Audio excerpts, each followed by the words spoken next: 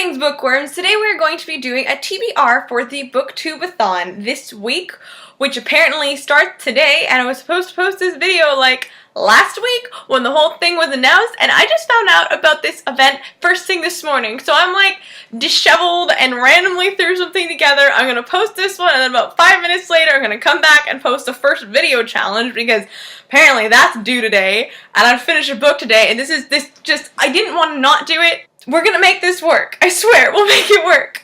Anyway, for those of you who don't know, the Booktubeathon is an annual event held by Ariel Bissett, a booktuber who runs a series of both reading challenges and video challenges throughout the week. The week is from July 24th, which is today, until July 30th, which I think is on Sunday. For those of you who do know about this event and know anything more than I just said, please tell me, because I am completely clueless as I just discovered its existence first thing this morning. Barring that, the whole TBR video is supposed to be a rundown of all the books that we're going to be reading for the book challenges this week. There are 7 books, 7 days of a week, 7 challenges, an impossible feat that will probably not actually be achieved because there's a lot going on, even though it's summer, and 7 books is a lot, and when you see my TBR, I'm being real over-ambitious, and you guys will all see that. Reading challenge number 1 is a book that has a person on the cover, and for that one, my first overly ambitious book of the week, I'm going to read Queen of Shadows by Sarah J. Maas. This 650-page monster has been sitting on my shelf since it first came out.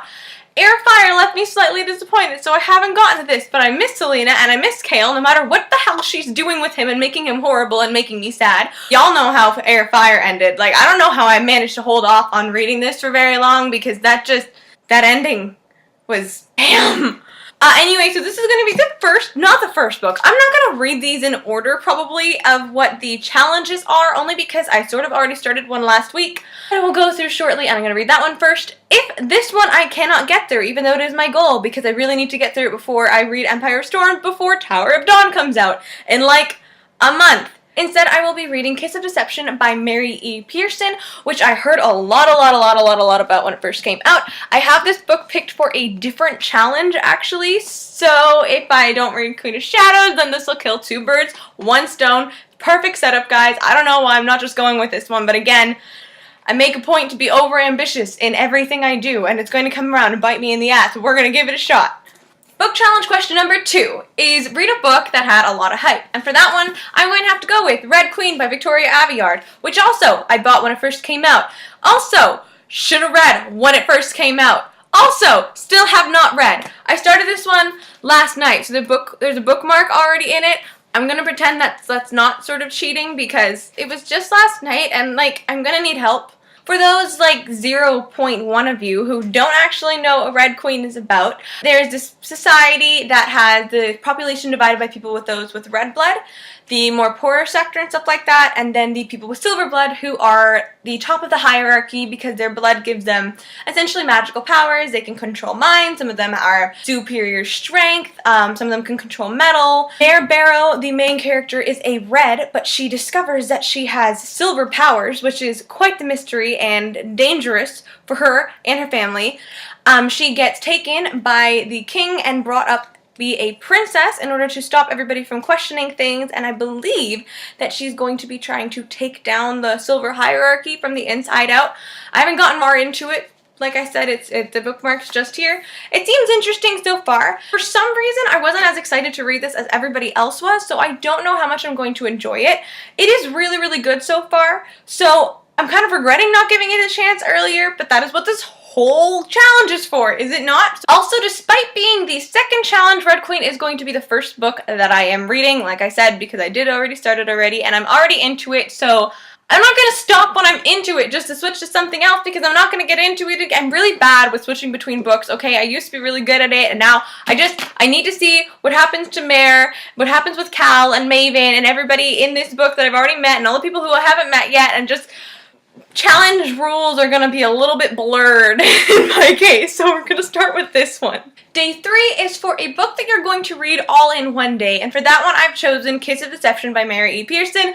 That can also, like I said, go for the first one if I really, really need it to. I don't really know anything about this book. I have chosen it because it's the shortest of the books that I have for this challenge. It's like 480 this look so much thinner than it is? Not what I was expecting. God, I thought I was going to be able to get through. What? No. No. Anyway, I guess I'm going to be getting through this in a day. Somehow. With almost 500 pages. What does this look like? 500 pages? I feel betrayed. I feel betrayed by whatever publisher gave me super thin paper and put it in this and made it look smaller and made me think that I could read it.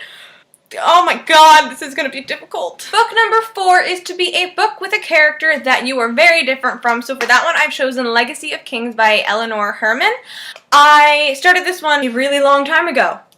Do I remember anything that happened in it? No. Will I probably have to start it over? Yes. The whole premise of the book is it's an Alexander the Great sort of thing. It's historical fiction, which I didn't just want to pick any historical fiction as a character that's different from me. I felt like a bit of a cop-out just because they're from a different times. Like, for all that matters, I could have picked somebody with magical powers and said, hey, I can't read minds, so obviously this person's different from me. It felt like a little bit of a cheat. So instead, Legacy of Kings takes place in Persia, Macedonia, in ancient times. So not only is it a totally different time and a totally different setting, it is a totally different culture as well that I know very, very little about. So I'm excited to immerse myself in Alexander the Great's world and get to hear about all the magical and battle shenanigans and stuff that go on in this one. The reason I stopped was because I couldn't get into it. I stopped. I'm not even halfway. I'm not even halfway. This is actually really sad. I couldn't get into it, but I'm going to give it another shot. The rest of the series is out now, and apparently it turned out really, really good by the end of it, so I'm excited to see how this shapes up.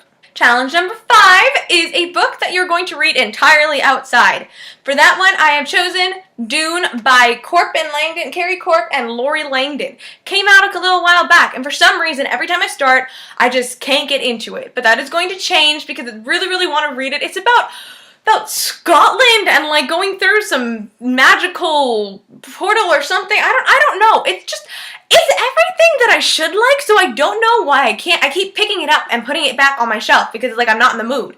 So this one I'm going to read outside for no reason other than the fact that I need to get through it, and you can see that it's green. It is green, and those here are mountains. There's a little castle up here, and all the fog. It's very outdoorsy cover, so I'm going to read it outdoors, weather permitting, because if it starts to rain and it gets on this book, I am probably going to cry. Challenge number 6 is to read a book that you bought just because judged by the cover. This one is going to annoy me only because I bought a book that I actually don't think I had any interest in just because the cover looked really pretty, and that was Unrivaled by Alison Noel. Now before you go hating me because this one got a lot of hype, I'm not entirely fond of Noel's writing. I read her Immortals series or something like that. I read like the first 2 books. First one I loved, by the second one I was like, I don't like this at all. And then I started questioning her writing, and maybe it was that was making me didn't like it, because by all means it should have been a series that I really enjoyed.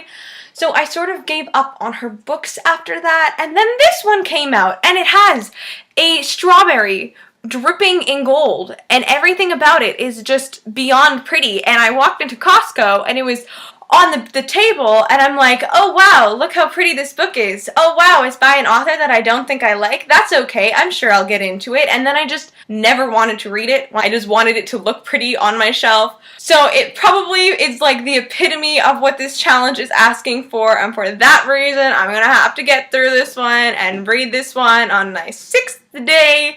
I'm really hoping that it's better than I'm expecting, because the premise sounds like it's going to be really, really good. It's about a bunch of kids in Hollywood with all these different dreams, and then one of the major starlets goes missing. She's murdered or something like that, and everybody's like suspect and stuff. I don't know. I love mysteries, and I think the Hollywood culture and stuff like that is fascinating when I read it from a book. So I don't really know why I don't want to read this. So I'm going to read it. And the final challenge, number 7, is read 7 books in a week. Basically, just pick a last random book that you're going to be able to get through to make your whole total go up to 7.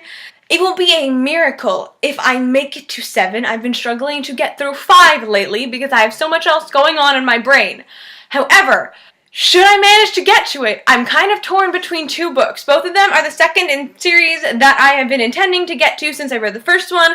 Both of them, I loved the first book and probably shouldn't have waited for the second book. So one of them is going to be Waterfall by Lauren Kate. It's the second after Teardrop, and I think it's a duology, so it's probably the conclusion, and I should not have not read it when it came out like a year or 2 ago.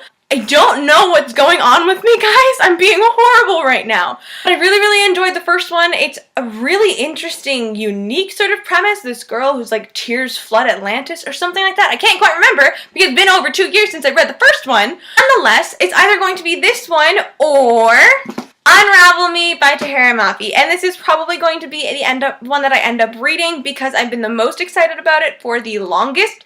I picked Waterfall because I'm in a bit of a fantasy mood, and I'm not sure if I want the really dystopian kind of thing, but there's a fantasy element, so maybe it'll work. I don't know, and I know this is probably the choice to make according to a lot of booktuber, book reader, book bloggers, everybody's opinions, because Warren comes in here, which, you know what, no, that's why I didn't read this book yet, because I didn't like Warren in the first one, and I didn't want to see her fall in love with him.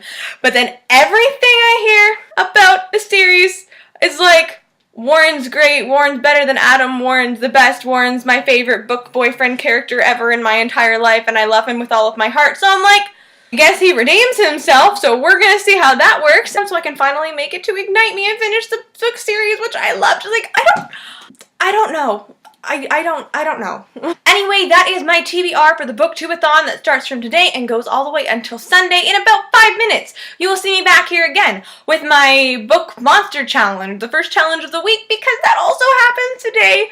Anyway, I hope you enjoyed this video, and I hope you guys are participating in this Booktubeathon as well. If you are, let me know the links down to your videos, your TBR, your first challenges. I'd love to see what you guys come up with. It's going to be very, very exciting, a lot of fun, probably a lot of stress, but it's all in good humor, so I'm really, really excited to get started, and I will see you guys very, very soon. So, bye!